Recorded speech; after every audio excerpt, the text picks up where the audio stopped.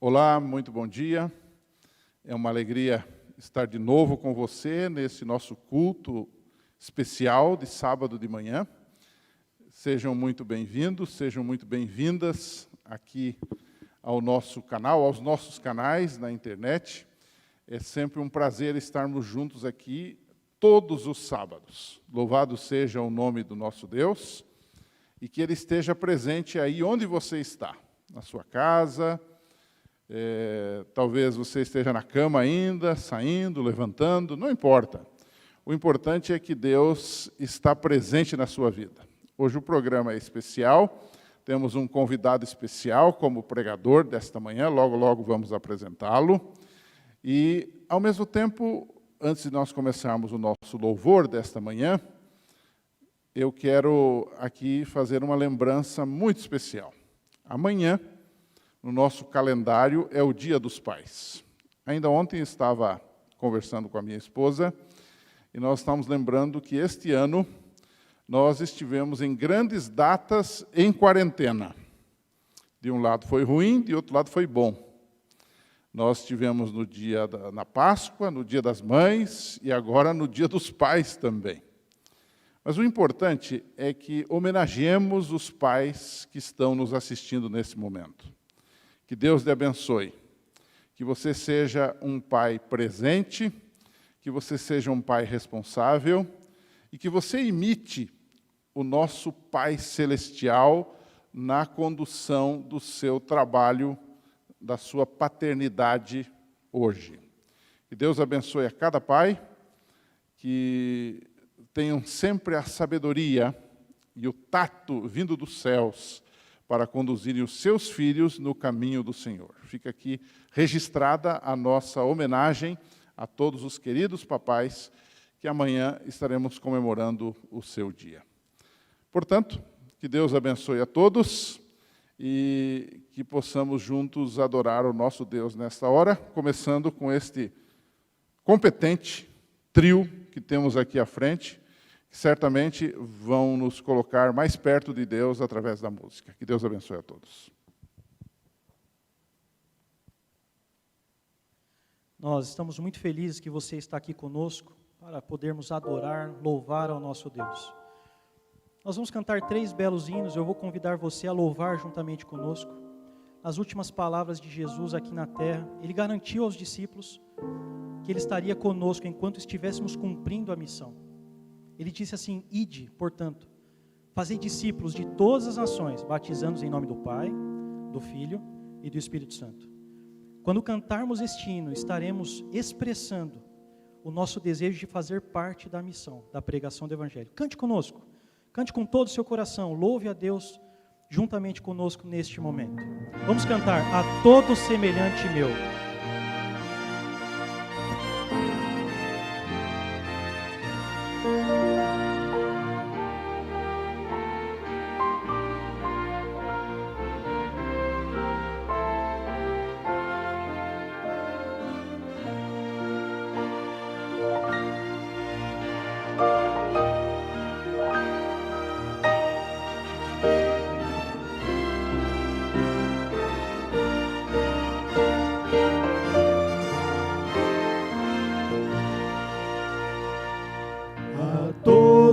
Semelhante meu, contarei que Deus é amor. O mundo desconhece o bem e Jesus o Redentor. Falarei de Deus e do seu amor. Para o mundo mostrarei Jesus com maior fervor. Da eterna graça sem igual, aos pedidos falarei, mandando-os deste mundo mau para os pés do amado Rei. Falarei de Deus e do seu amor, para o mundo mostrarei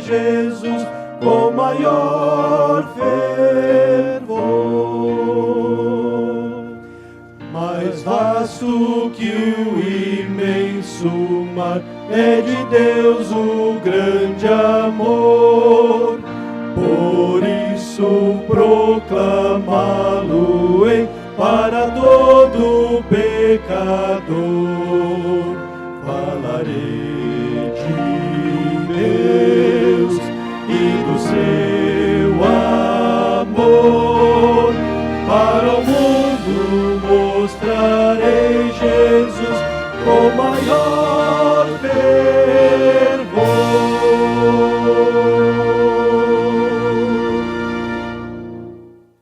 E foi exatamente pensando na pregação do Evangelho que Jesus disse que teria um grupo de pessoas que seria o sal da terra. É isso mesmo. Você sabe de quem que ele estava falando? Ele estava falando de você e de mim. Nós temos hoje a oportunidade de espalhar esse amor de Jesus, espalhar e participarmos da missão de Jesus. Cante conosco o hino Vós sois o sal da terra. Vamos espalhar este amor de Jesus neste mundo. Louve conosco neste momento.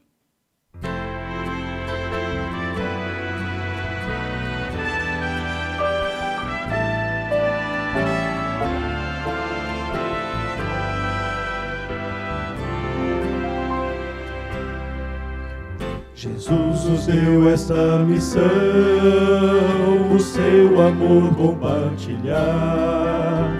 Somente entraremos em ação se o amor de Deus nos motivar. O seu poder nos moverá e assim iremos repartir. O amor de Deus, a verdadeira paz e a doce esperança do porvir. Vós sois o sal da terra. Vós sois o sal da terra, restaurando o sabor e a alegria de viver.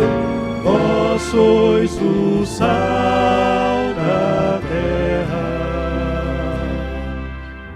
A vida que Jesus viveu, o exemplo que ele nos deixou, demonstra o real sentido da missão que o Senhor nos confiou. Saber a todos perdoar, querer a todos aceitar, revela a grandeza do serviço e aponta para o Salvador. Vós sois o sal da terra, vós sois o sal da terra, restaurando o sabor e a alegria de viver. Vós sois o sal da terra.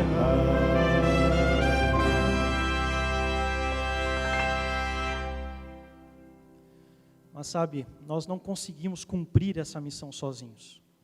Quando Paulo escreve sobre a nossa filiação em Jesus Cristo, ele diz assim: porque vós sois filhos, então Deus enviou ao nosso coração o Espírito de seu Filho. E esse Espírito é suave, tem uma voz doce, e Ele está entre nós. Nós vamos cantar, suave Espírito. Vamos preparar o nosso coração, a nossa mente, para a oração intercessória. Louve conosco neste momento.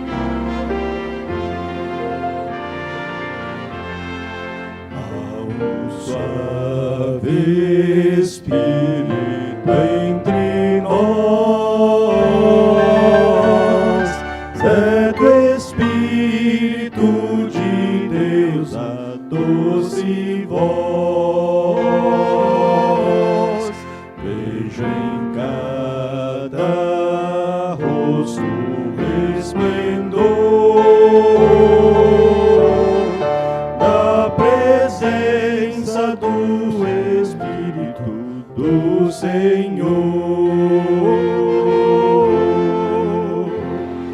Ó Santo Espírito, vindo do céu, fica conosco, enche-nos de fervor, e por tais bênçãos rendemos-te louvor, e assim reavivados vamos todos ser por teu poder e amor. Há prazer em cada coração, pois o Espírito desperta em nós o amor e nos faz viver em união, animosos no serviço do Senhor.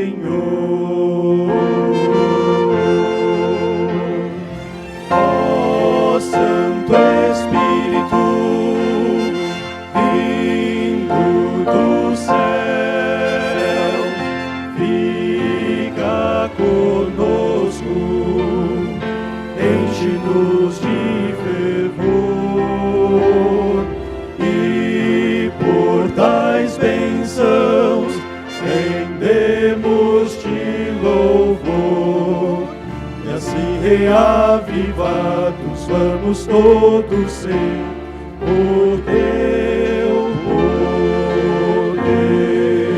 e amor.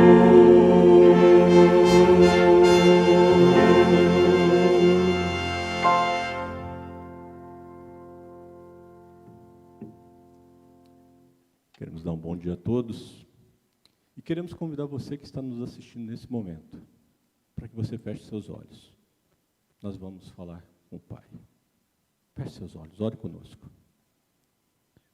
Nosso querido Deus e bom Pai, nós damos graças a Ti mais uma vez, Senhor. Mesmo sabendo o tempo que nós estamos vivendo, mesmo sabendo que nesse momento nem todos podem estar reunidos na Sua casa. Mas, querido Deus, nós sabemos que o Senhor está no coração de cada um, fazendo a Sua presença. As pessoas agora estão sentindo o Seu poder derramar sobre cada um deles, Senhor. Querido Deus, abençoe o nosso povo. E que, muito em breve, todos nós possamos estar reunidos aqui na Sua congregação. É isso que nós pedimos, Senhor. E agradecemos, não porque haja méritos em nós, mas nós pedimos isso e agradecemos os méritos de Cristo Jesus, nosso Senhor e Salvador. Amém.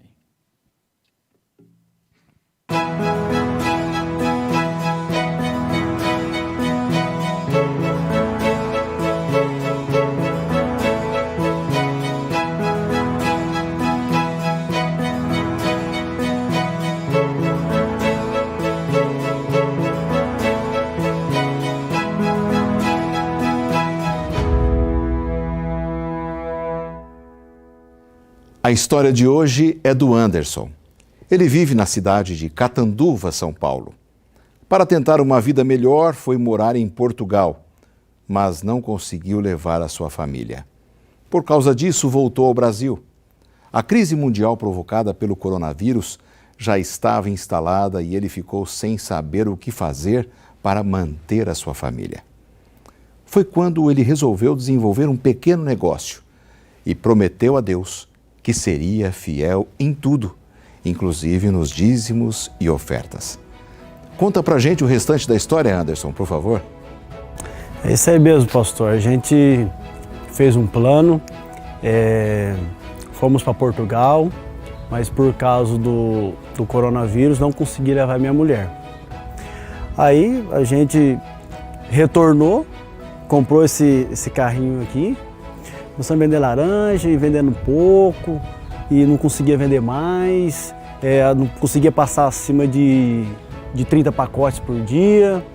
E aí nós fizemos um propósito com Deus, que todo o primeiro dinheiro que entrar, a gente tiraria o dízimo e as ofertas. No dia seguinte, a história mudou. Aí a gente começou a vender 50, 60, 80, 90 e nós conseguimos até vender até 99 pacotes por dia. E Deus tem nos abençoado.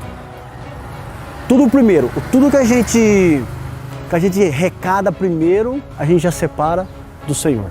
Hoje o processo é o mesmo. A gente está vendendo milho hoje, a gente contou esse milho, espiga por espiga, a gente sabe quantas dúzias a gente trouxe e a gente sabe quantas dúzias a gente tem que vender para tirar o dízimo. Eu queria falar para todos que nesse momento aí de pandemia,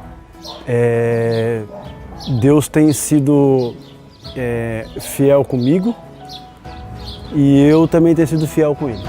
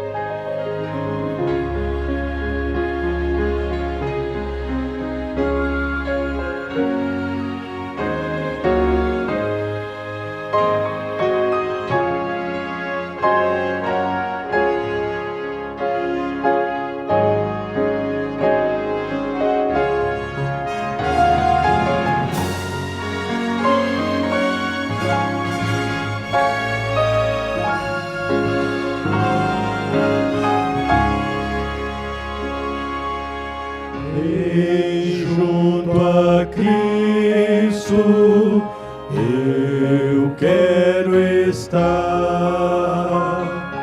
bem junto à cruz, doce paz desfrutar. Sim, ao teu peito eu busco a paz, pois teu amor divinal satisfaz, pois teu amor divinal satisfaz. Não trago nada mais ao Senhor, só este meu coração pecador,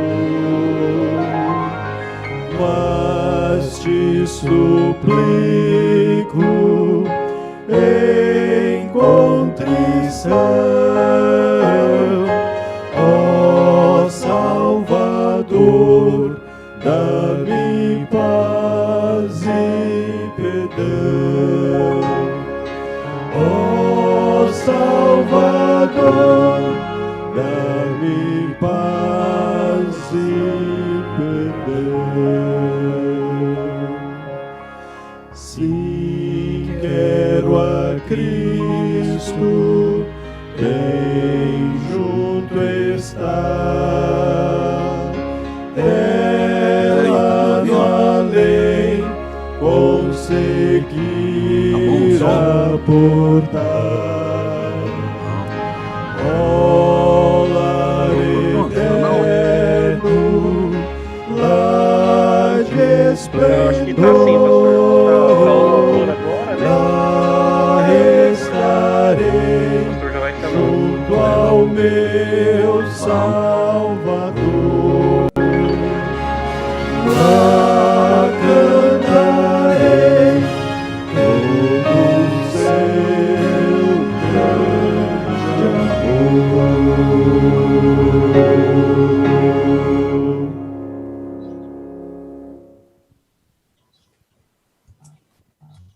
Muito bem. Agradecemos ao trio pela bela mensagem. E eu estou pensando que, quando voltarmos os cultos presenciais aqui, nós temos um novo trio, um novo grupo aqui na nossa igreja, que se formou hoje. Rodriguinho? Né? Feito na hora. Muito bom. Louvado seja Deus pelos talentos que Ele tem dado, pelos dons que Ele tem dado à sua igreja. Aliás, hoje estamos estudando exatamente isso na lição da Escola Sabatina. Oi, pastor. Eu quero Mandei mais uns textos para você, você viu, né? apresentar o pregador especialmente convidado para esta manhã.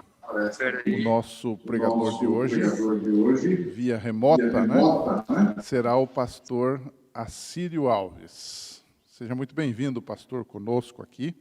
O pastor Acílio, para aqueles que não o conhecem, pessoas que nos assistem em vários lugares do Brasil e até fora do Brasil, o pastor é atualmente o presidente, o pastor-geral da Associação Paulista Oeste, que é a entidade que comanda as atividades da Igreja Adventista em todo o oeste e noroeste do estado de São Paulo. São mais de 30 mil membros e mais de 300 igrejas que fazem parte desta entidade. Mas o pastor Acílio é um homem experiente, nosso particular amigo, eu conheço um pouco da trajetória dele, né? O pastor Acílio já trabalhou desde o Rio Grande do Sul até Goiás. Trabalhou na região sul, na região sudeste e na região centro-oeste. Ele já foi pastor de igreja aqui e também nos Estados Unidos, foi líder de jovens, foi ministerial, e nos últimos anos foi diretor de colégio, de internato, e nos últimos anos tem trabalhado aqui nesta bonita e progressista região do estado de São Paulo, na Associação Paulista Oeste. Pastor Acílio tem uma palavra fácil, agradável, e um grande estudioso das Escrituras. E hoje, mais uma vez, o pastor Acílio será usado para nos trazer a mensagem que vem do coração de Deus. Que Deus abençoe, pastor, e muito obrigado por sua participação conosco aqui em nossa igreja, em nosso distrito, e nesses canais que estão transmitindo o culto nesta hora. Que Deus abençoe a todos.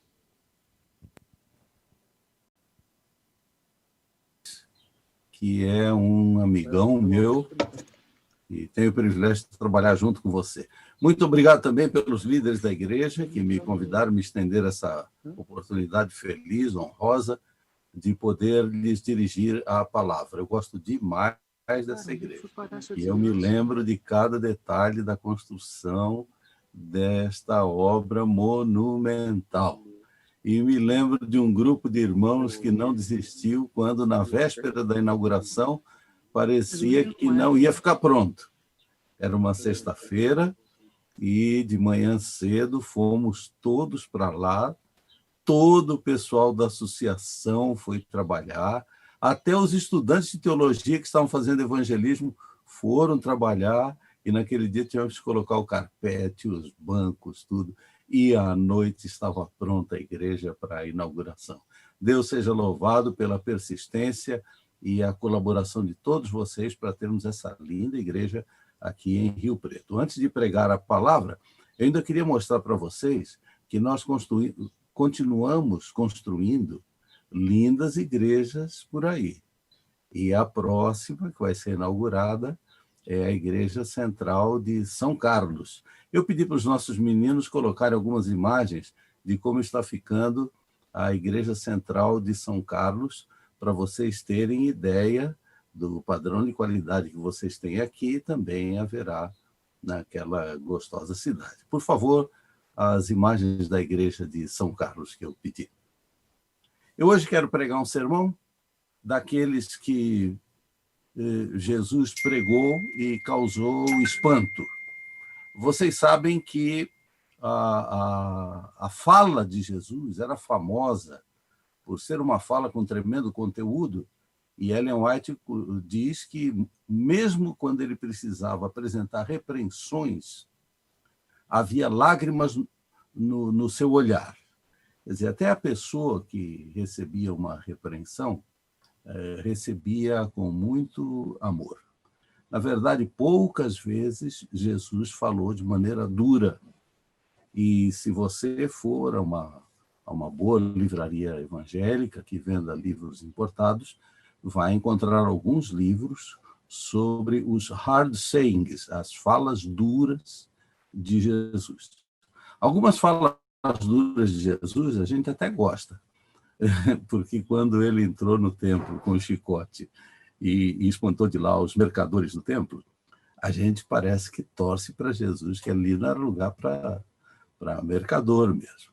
Mas há uma outra fala, esta que vamos estudar hoje de manhã, que as pessoas não eram contra Jesus. As pessoas amavam Jesus e eram a favor dele, mas finalmente receberam uma expressão dura do nosso mestre. Essa expressão está no Evangelho de Lucas, no capítulo 14. Bom, antes de lê-la, eu quero relembrar a você que as falas de Jesus estavam sempre inseridas num contexto mais amplo.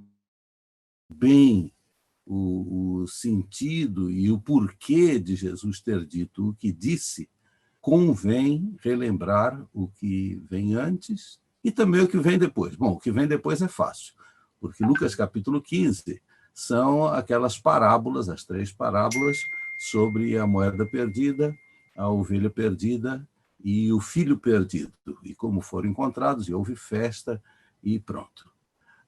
O capítulo 13 já é um capítulo com parábolas também conhecidas, mas Jesus começa no capítulo 13 falando sobre a morte dos galileus que estavam construindo uma torre que caiu, e era uma autoridade romana que estava comandando aquilo. Também ele fala sobre a figueira estéril. Eu estou com a minha Bíblia aberta aqui, se você abrir a sua vai ver. Fala sobre a cura de uma enferma que se aproximou de Jesus, a parábola do grão de mostarda, a parábola do fermento, fala sobre a porta estreita, que pouca gente passa por ela, e fala a mensagem de Jesus a Herodes e o lamento sobre Jerusalém. Então, entra no capítulo 14, uma cura espetacular, aquela orientação de Jesus para não ficarem procurando se assentar nos primeiros lugares, né, para ter destaque e aparecer quando forem numa festa, se assentem nos últimos bancos, e assim quem organiza a festa, se realmente você é a pessoa mais importante, ele vai chamar você para frente, você não vai passar vergonha, vai ter uma honra. Já se você sentou na frente e Jesus, o dono da festa, pedir para outro ocupar aquele lugar, é uma vergonha mesmo. Depois a parábola da ceia e, finalmente, as expressões de Cristo sobre o serviço a ele. Explicando o serviço a ele, ele faz 2 comparações, que alguns chamam de parábolas, outros dizem que são apenas figuras. Eu vou ler, então, Lucas, capítulo 14, versos 25 em diante, até o 33. Lucas 14, verso 25 a 33. Uma grande multidão ia acompanhando Jesus. Este, voltando-se para ela, para a multidão, disse: se alguém vem a mim e ama seu pai, sua mãe, sua mulher, seus filhos, seus irmãos e irmãs, e até sua própria vida mais do que a mim, não pode ser meu discípulo. Aqui uma fala dura. E aquele que não carrega sua cruz e não me segue, não pode ser meu discípulo. Qual de vocês, e aí vem as 2 ilustrações, que são consideradas também 2 parábolas. Qual de vocês, se quiser construir uma torre, o preço para ver se tem dinheiro suficiente para completá-la? Pois se lançar o alicerce e não for capaz de terminá-la, todos os que a virem rirão dele, dizendo: este homem começou a construir e não foi capaz de terminar. Ou, a segunda ilustração, ou qual é o rei que, pretendendo sair à guerra contra outro rei, primeiro não se assenta e pensa se, com 10.000 homens, é capaz de enfrentar aquele que vem contra ele com 20.000 homens. Se não for capaz, enviará uma delegação enquanto o outro ainda está longe e pedirá um acordo de paz. a aplicação de Jesus, da mesma forma, qualquer de vocês que não renunciar a tudo que possui, não pode ser meu discípulo. O sal é bom, mas se ele perder o sabor, como restaurá-lo? Não serve nem para o solo, nem para o adubo. É jogado fora. E aquele que tem ouvidos para ouvir, ouça. Essa expressão, aquele que tem ouvidos para ouvir, ouça, você já percebeu que se repete muitas vezes no Novo Testamento, porque era um dito popular. Era como quem diz assim, falei, entenderam? Havia uma expressão alguns anos atrás no Brasil, que quando alguém fazia uma afirmação, no final a pessoa dizia assim, falou. E a resposta do povo é, falou, é isso aí. Então, Jesus estava dizendo, é isso aí. Esse episódio está relatado apenas em Lucas. E no capítulo anterior mostra que Jesus estava seguindo da Galileia para Jerusalém. Você sabe que ele tomou o rumo de Jerusalém, sabendo que lá ele iria ser morto. Então Jesus já estava tomando o caminho do seu suplício, mas era seguido por uma grande multidão. As pessoas gostam de seguir alguém que é famoso.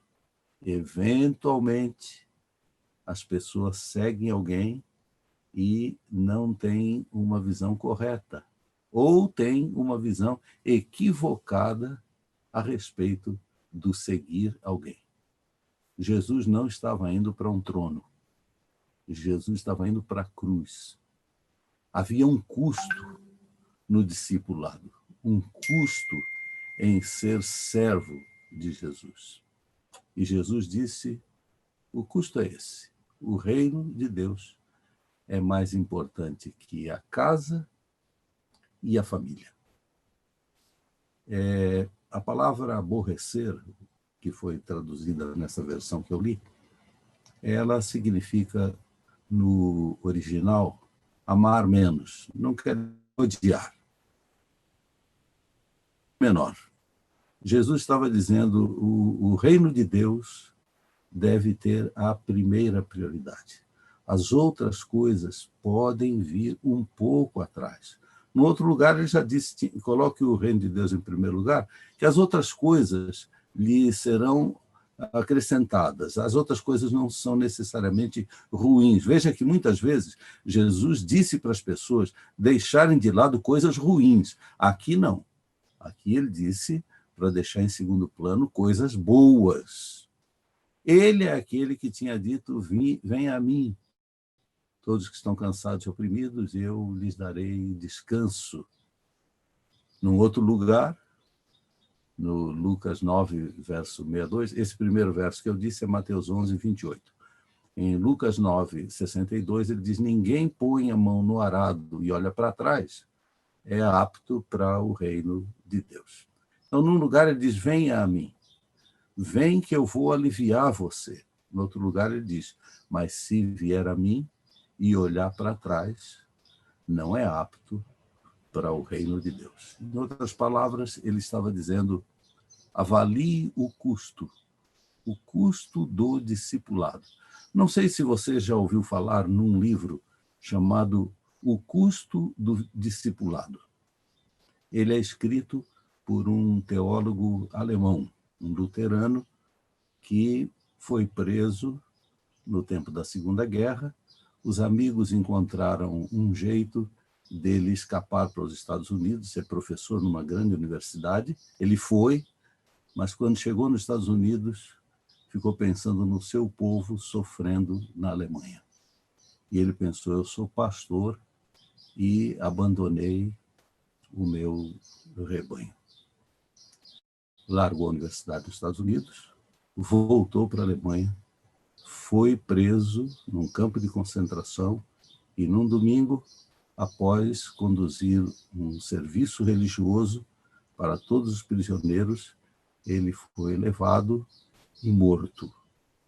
Ele escreveu o livro O Custo do Discipulado. Avalie o custo. Seguir a Deus no mundo em que a gente vive, no tempo em que a gente está, não é uma coisa gratuita. Duas cenas Jesus apresenta.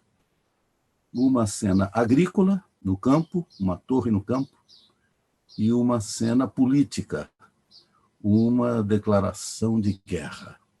Parece que a vida naquele tempo, como ainda hoje, se resume principalmente, não só a isso, mas principalmente a isso, as preocupações com a lavoura e as preocupações. Eventualmente, elas se misturam. Uma torre numa fazenda, alta, para se enxergar longe e se poder assegurar a segurança, vamos dizer assim, num pleonasmo. Uma torre inacabada era uma torre sem valor. Além disso, representava que quem tentou construí-la e não conseguiu, perdeu dinheiro, perdeu o bom nome, perdeu o prestígio, perdeu o moral. Se você lembrar que no capítulo 13 ele havia falado sobre a queda de uma torre, ele agora estava fazendo referência a coisa parecida.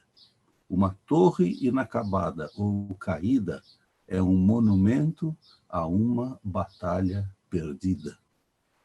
Causa ridículo. É motivo de riso. E as pessoas dizem, começou e não acabou. Jesus estava dizendo, o meu reino veio para esse mundo, mas não vai ser uma torre inacabada, não. Não vai ficar parada no meio da lavoura, abandonada, como um motivo de ridículo para que as pessoas se riam do reino de Deus. Ele estava dizendo, vim para construir e vou construir. E se você quiser construir comigo o reino de Deus, vai ter que deixar algumas coisas em segundo plano e colocar isso em primeiro lugar. A segunda imagem, da fazenda para o palácio. Disputas territoriais, disputas políticas, paixões, palavras de retaliação e de vingança, amigos que parecem amigos, mas são apenas interesseiros. Jesus estava dizendo, calcule o risco. Se for prudente, você vai chegar a um acordo de paz e vai poupar sangue. Se for imprudente, não vai encontrar a paz e não vai poupar sangue. Avalie o custo. Considere as possibilidades. Esteja pronto para fazer ajustes. Estas parábolas ou essas figuras, elas não teorizam sobre o discipulado. Elas não tentam explicar o que é ser discípulo. Elas apenas mostram como se tornar discípulo. E elas ensinam que Jesus não precisa, nem quer, discípulos de coração dividido.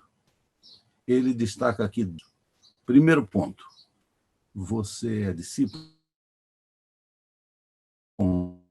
Pondere tudo cuidadosamente. Calcule o custo. Segundo, esteja disposto a fazer renúncias para colocar as coisas de Deus em primeiro lugar. Discipulado não é uma encenação ou o desempenho de um papel de entusiasmo superficial. Esse tipo de entusiasmo que vai e vem. Você vê pessoas, às vezes, que se filiam à igreja ou a um movimento e são super entusiasmadas e parece que vão fazer tudo e que só vão produzir sucesso e daqui a um tempinho aquele entusiasmo se foi. Jesus disse, quero pessoas que tenham compromisso genuíno. Na fala que a gente leu no começo, 3 vezes Jesus usa uma triste expressão. Ele diz, tal tipo de pessoa não pode ser discípulo. Verso 26, verso 27 e verso 33, ele repete a triste expressão. Seguir a Jesus só para matar os interesses imediatos, materiais, não é seguir a Jesus. Poucos são conscientes do que significa seguir o Mestre. Ele veio para estabelecer um reino e ele não tinha onde repousar a cabeça. Ele veio para ser o rei, era a esperança de Israel, mas não tinha uma pátria. E estava sendo, naqueles próximos dias, condenado à crucifixão. E havia uma profecia no Velho Testamento que dizia que é maldito aquele que é pendurado no madeiro.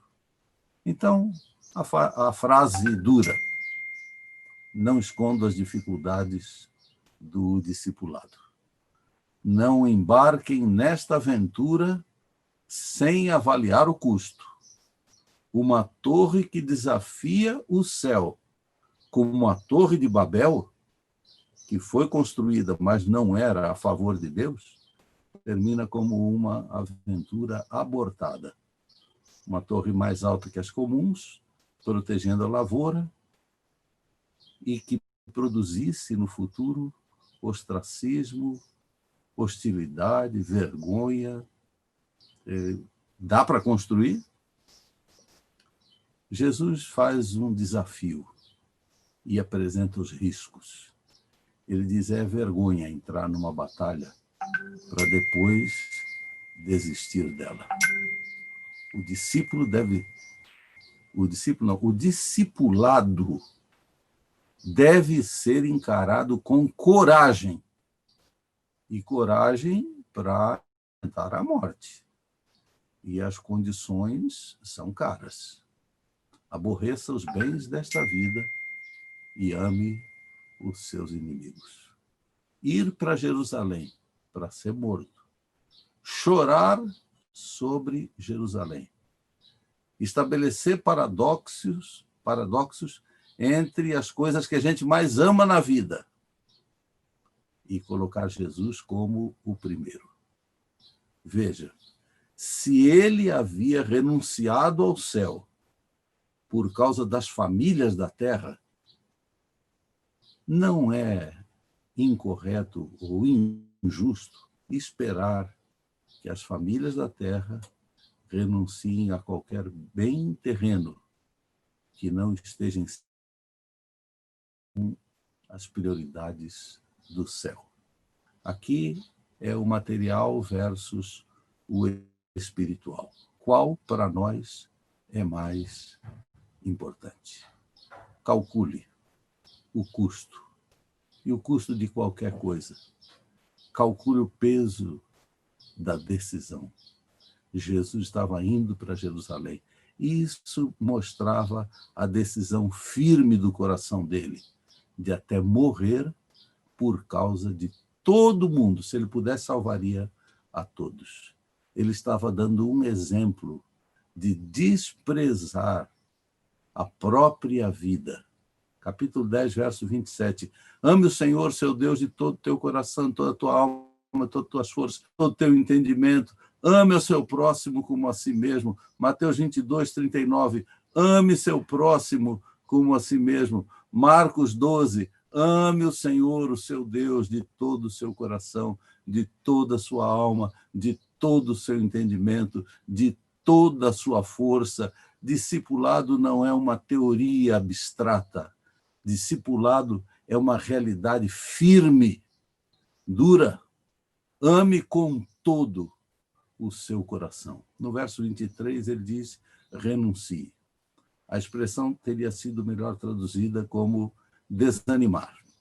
Quando se refere a pessoas, essa expressão grega, em grego chama apotemai, mas não precisa se preocupar com grego. Quando se refere a pessoas, quer dizer deixar, dizer adeus, não é rejeitar. E quando é usada para se referir a coisas, era apenas abandonar a prioridade das posses. não é desvalorizar as posses. Vocês sabem que poucos capítulos depois, Jesus fala sobre os senhores de terra e fala bem deles. Não é pecado ser rico. Pecado é colocar as coisas materiais acima ou adiante das coisas espirituais. Jesus repete: quem tem ouvidos para ouvir, ouça. Quer dizer, saiba bem do que eu estou falando. Ele não era contra a família. Lembra em Lucas 8, verso 39, depois de curar o endemoniado, ele disse: volta para casa, conta para os teus o que o Senhor te fez. Ele não era contra a família. Contudo, em Marcos 10, verso 29, Marcos 10, verso 29, Jesus diz assim: eu lhe digo uma verdade. Ninguém que tenha deixado casa, irmãos, irmãs, mãe, pai, filhos ou campos, por causa de mim e do Evangelho, deixará de receber 100 vezes mais já no tempo. Casas, irmãos, irmãs, mães, filhos e campos, e com eles as durezas desta vida, mas no futuro a vida eterna. Não sei quantos de vocês já deixaram sua terra, seus parentes queridos. Eu, para me tornar pastor, passei por isso. A Tânia, para ser a minha esposa, passou por isso. Eu me lembro do dia triste em que o caminhão de mudança chegou na minha casa lá em Santos e pegou as poucas coisas que eu tinha. Depois passou na casa da Tânia e pegou as poucas coisas que ela tinha para levar para a gente morar aqui no interior de São Paulo. Vou dizer uma coisa para você.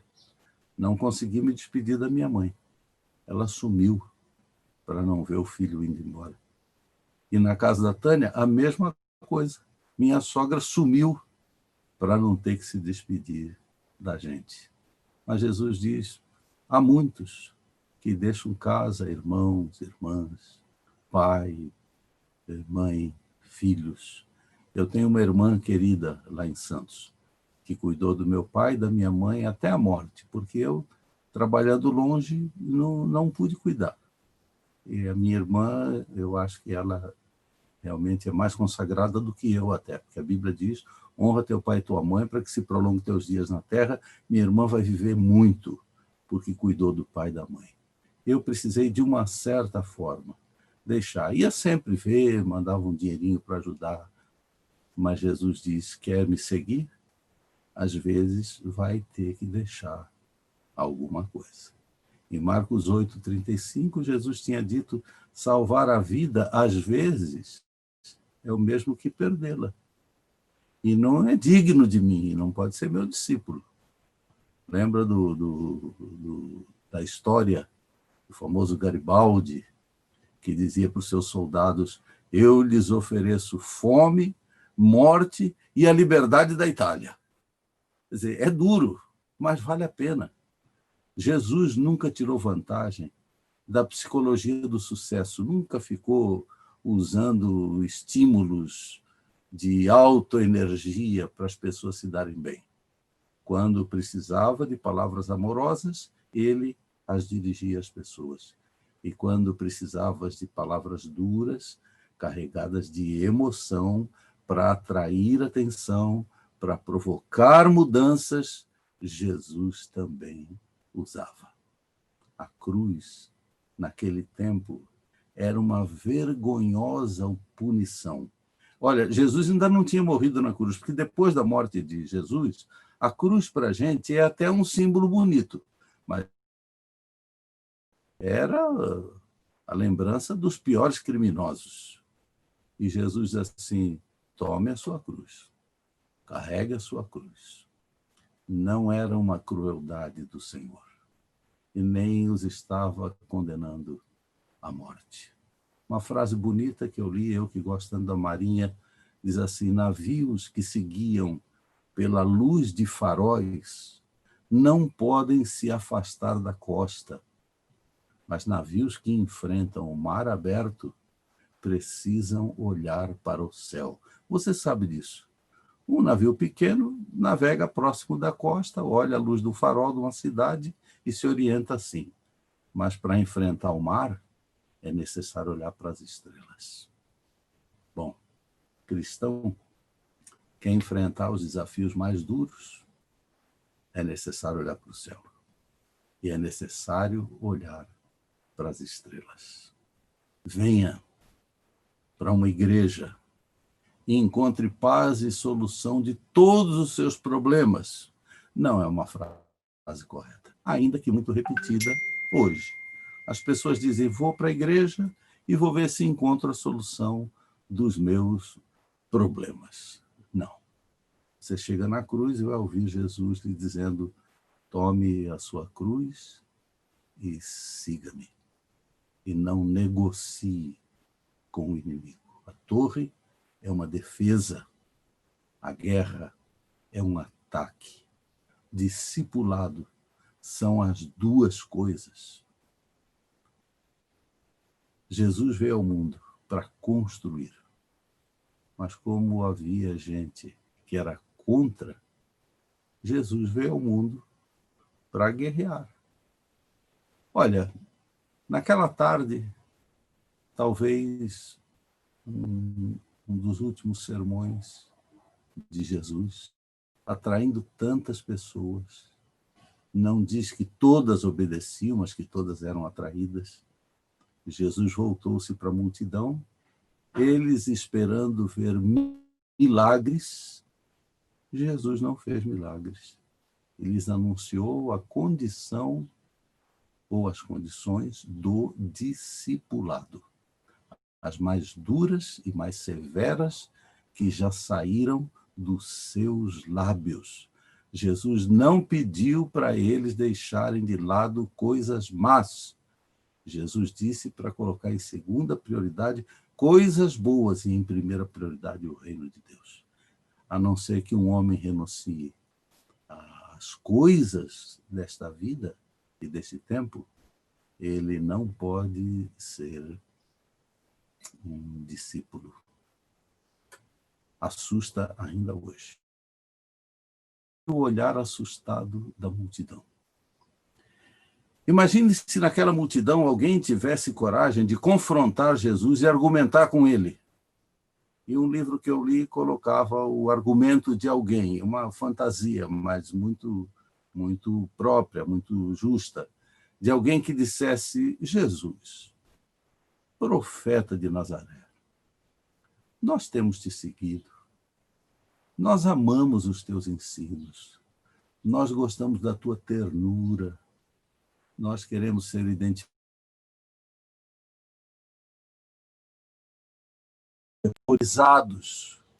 com suas impostas condições.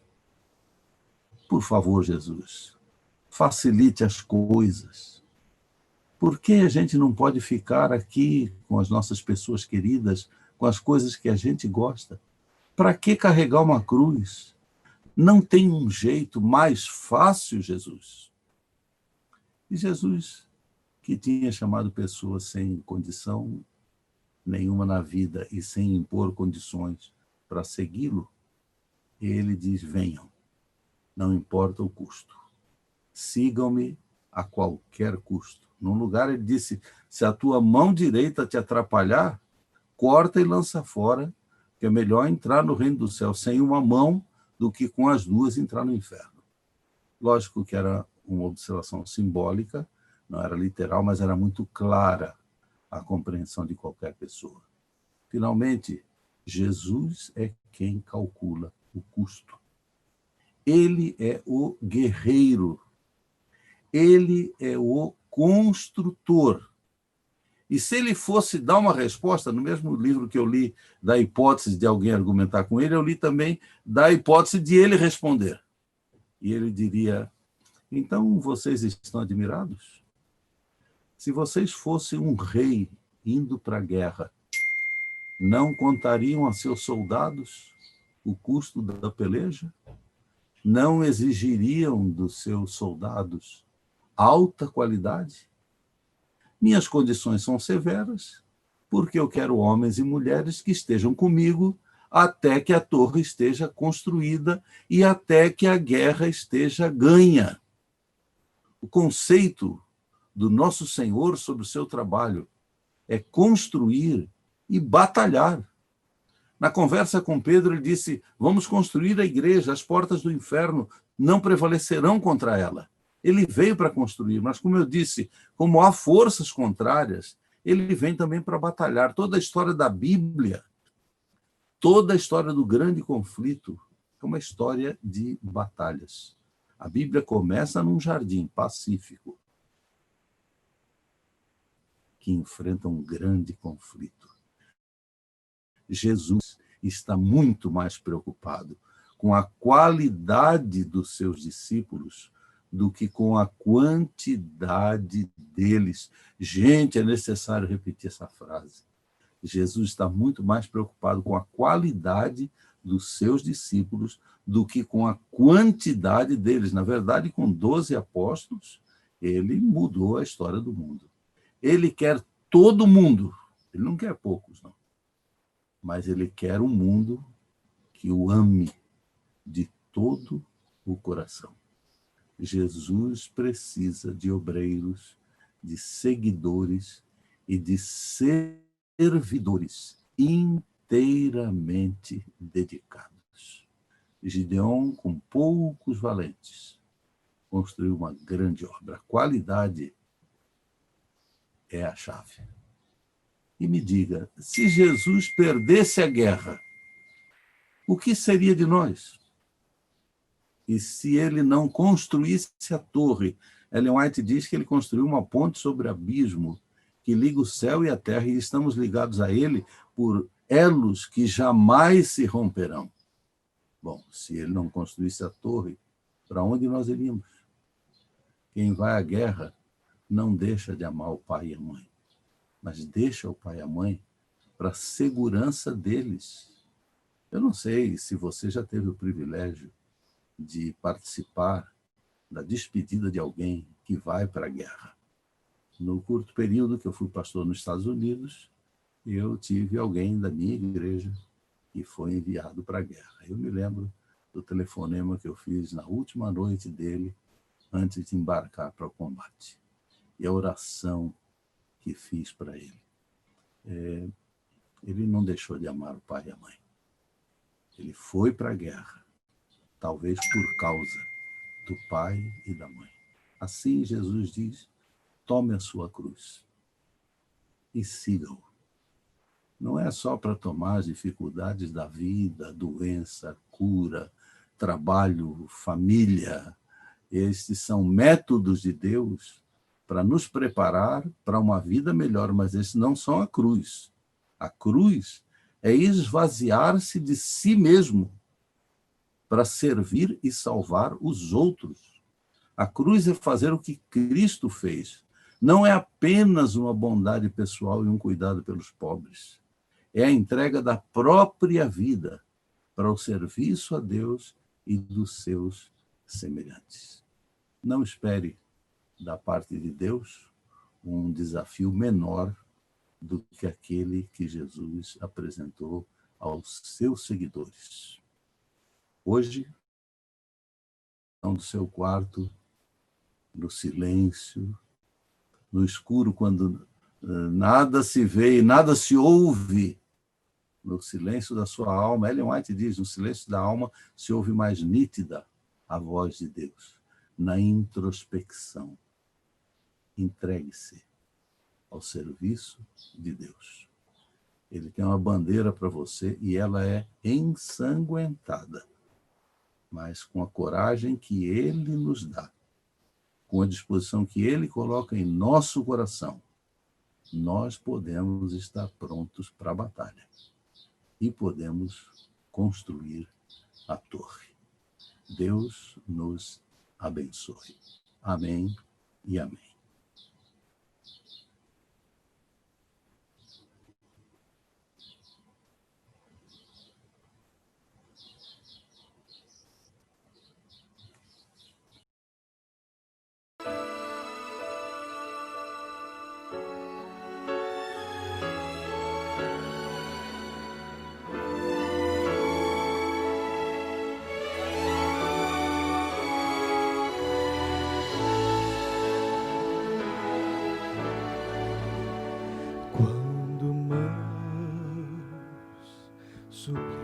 antes pediam, outras mãos que as pudessem guiar, receberam o toque seguro destas mãos perfuradas na cruz, pois a cruz,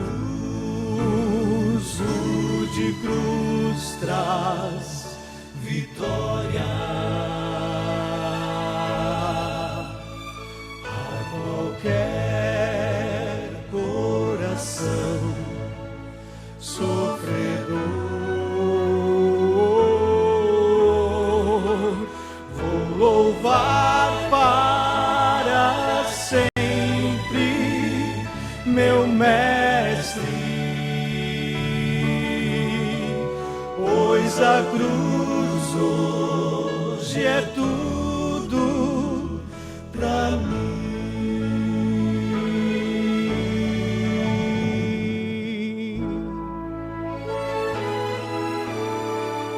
Outros pés indecisos, cansados, caminhavam sem ter onde ir, mas os pés que já foram pregados lhes mostravam o caminho do amor,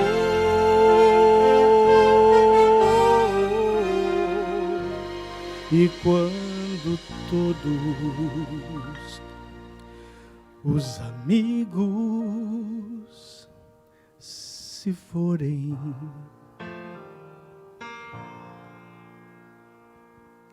quando a morte chegar para mim, eu confiarei em mestre pregado que morreu, mas enfim ressurgiu. Pois a cruz, de cruz traz vitória a qualquer coração sofredor. Vou louvar para sempre meu mestre, pois a cruz hoje é tudo pra mim. Pois a cruz hoje é tudo pra mim, pra mim.